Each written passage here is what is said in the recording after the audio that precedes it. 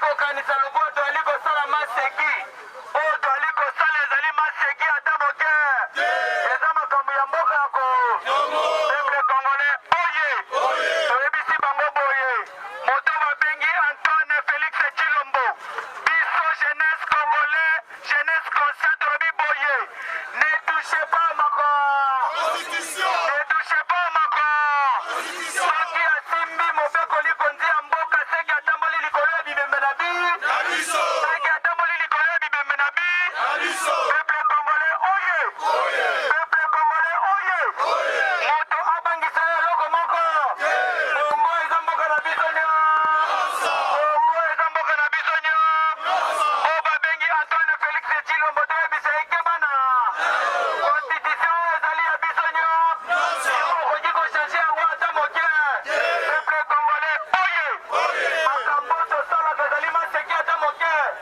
lala na kanda lamuka na kanda ya Tshilo tala ndenge lipa ya desa elu makala ya tote ekenda wa lipa ya desa ekenda wa gaso ya sanfo ekenda wa lisu ya sanfo ekenda wa bazoka ya 53 ekenda wa bazoka ya desa 50 ekenda wa yango tobisi mwa lipa ya mwa mofele ekenda wa lelo lipa ekomi 500 mwa basin yango tolobi moto ya boye foko bema na ye na pete nyonso peuple congolais oye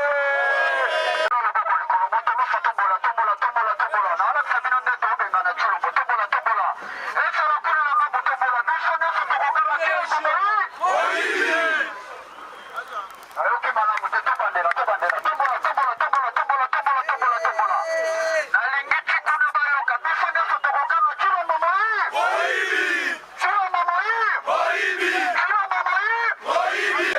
betela mokonzi ya mboka Martin Fayulu moboko tolobaka na bino place nyonso drapo ya Fayulu ezali kopepa elingi koloba Tshilombo aza président na biso te moke nyonso mokobenge président na ndako ya tatana na ndako ya mamana ya biso président na biso kombo na ye Martafa eza bongo te la moka ne tombera jamais namoni boza malili la moka ne tombera jamais tobandeli lisusu sokomoni mwana na ndako tuni président ya kombo nani yebisa Martafa oyo tobote oyo akobenga Tshilombo président na ndako ya tatana na ndako ya mamana ya biso président na biso Martafa betela mokonzi ya mboka Martin Fayulu maboko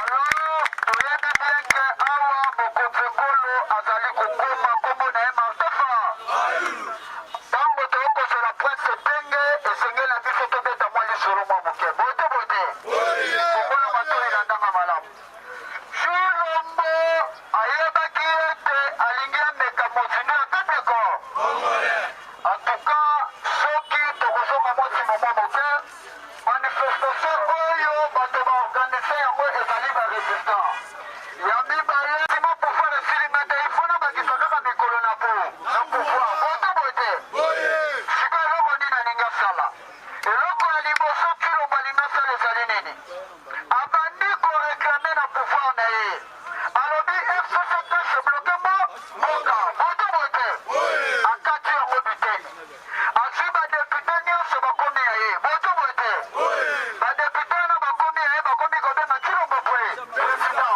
bote nakisa bamboso babaati bango nyonso epai ya Tshilombo Tshilombo travaille manda mobimba esili na kosila tokoti na deuxième mandat Tshilombo aye koloba moto bloke ezali constitution bote alobi constitution bloke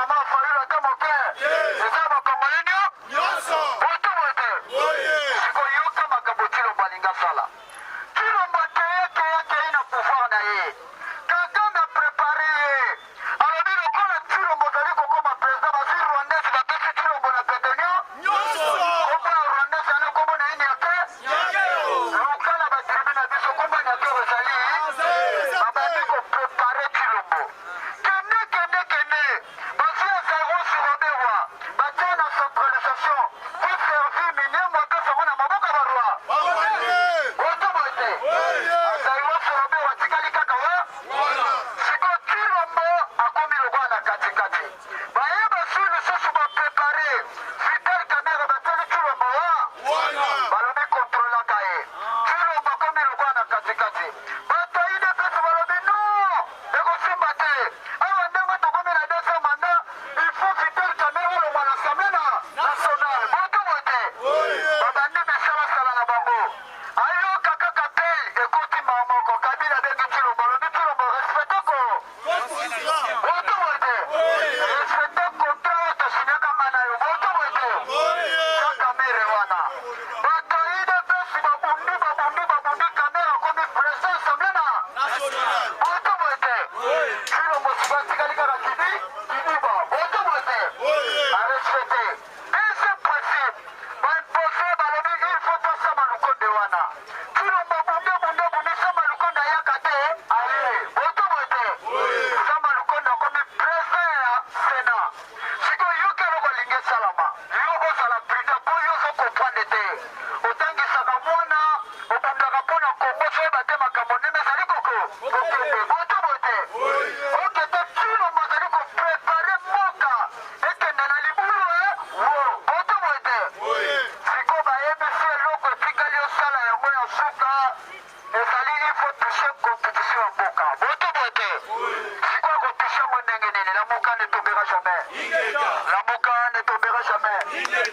asali siko boye ntango mokonzi ya mboka Martin Fayulu avoyage kokoma komi na États-Unis akutani na basénateur États-Unis bayebisi Fayulu botomo ete po alongola pouvoir na maboko na ye ekoma na moto ya bapeuple congolais il faut yo osangisa bango bofanda na table bosala nini lamuka ne tombera jamais bosolola eloko ya liboso pouvoir oyo Tshilombo akotuta nango tolo moto atutaki na babengaka liboso ezali Martin seke Fayulu ayebi sekret ya pouvoir oyo ya mibale Kabila oyo apesaki Tshilombo pouvoir akufa te azali envi botomo ete kende fandisa bakongole nyonso tu bosolola eloko tokosenga na bino il faut vérité ezala na kati botomo ete ntango Tshilombo aza na États-Unis badiaspora bayebisi non Martin Fayulu apropose dialogue bofanda na table bosala nini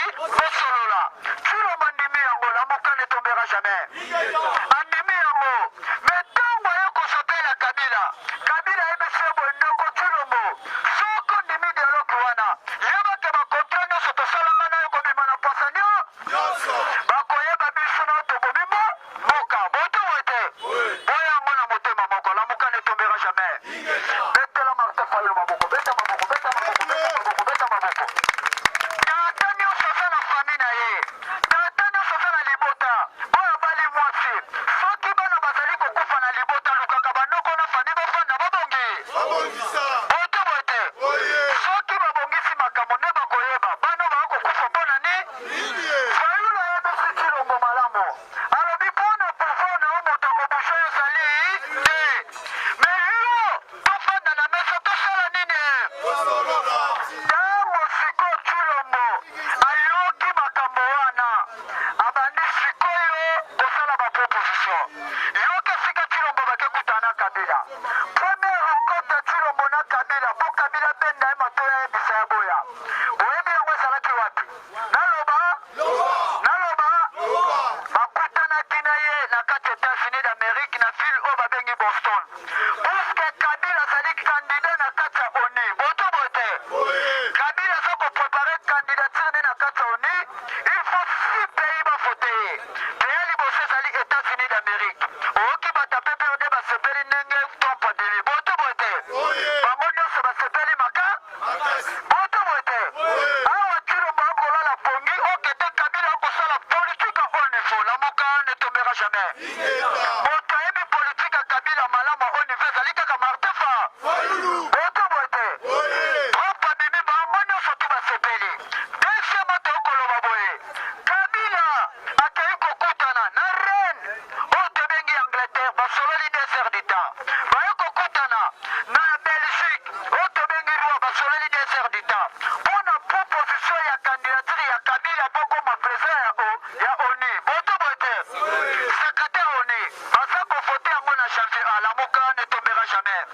Siko po makambo wana simba. Il faut Kisekedi po voter Kabila. Boto bote. Siko yebisi Kisekedi bo alobi. Soki ngai na leki. Nakomi secrétaire oni. Elingi koloba moto kotusha Chilombo azali te bomba secret. Chilombo peta mayaki tina Kinshasa wa. Yoka makambo Chilombo asali. Abengisi bato nyonso. Alobi no nakoloba makambo na Kinshasa te fana ke lokoloba ngo na Kisangani.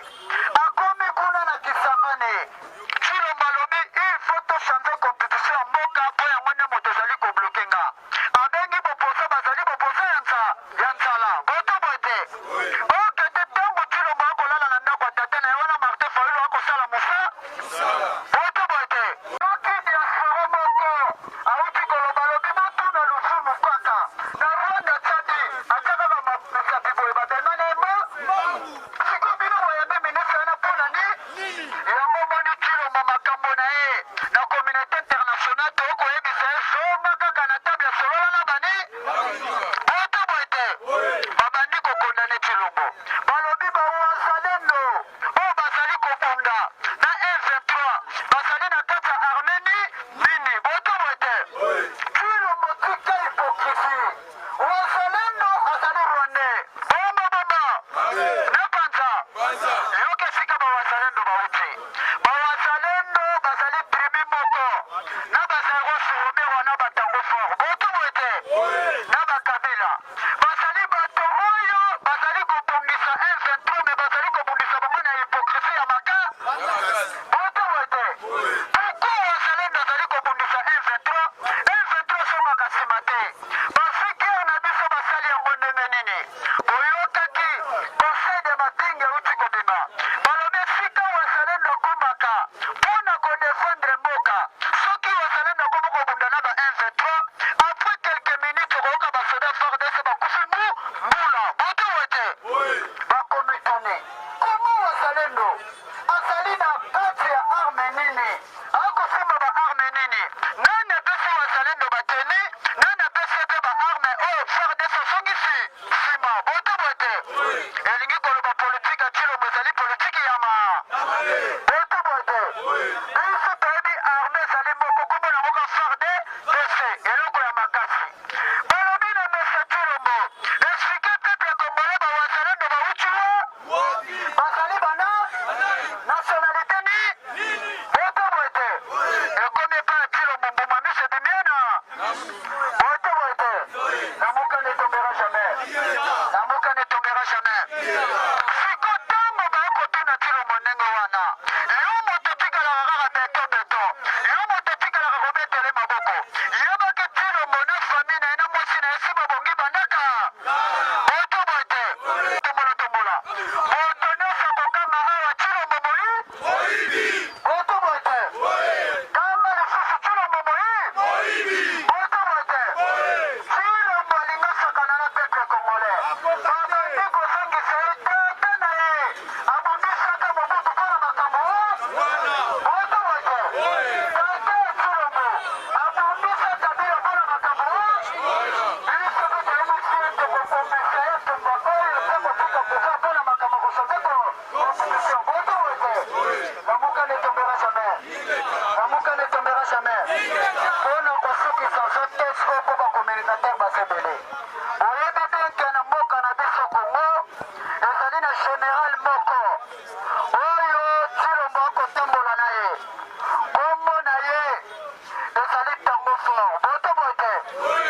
Général ana Tango Fort azali général oyo azalaka na epoka Kabila. Boto bote. Siko Chilombo akotambola na ye mpona nini? Chilombo ayebi benke soki alingi asakana na peuple congolais biso nde tokokimisa ye. Boto bote. Oyoki Martin Fayulu asali discours alobi boye. Ebangisa peuple congolais te moke.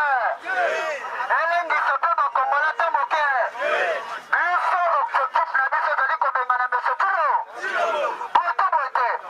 Tokobengana ndenge nini? Yokana lakso ndenge tokobengana ye. Lamuka ne tombera jamais. Je position yo mutu fangi telema. Telema na lakso ndenge tokobengana Chilombo. Telema. Lamuka ne tombera jamais. Tokobengana Chilombo ndenge nini? Biso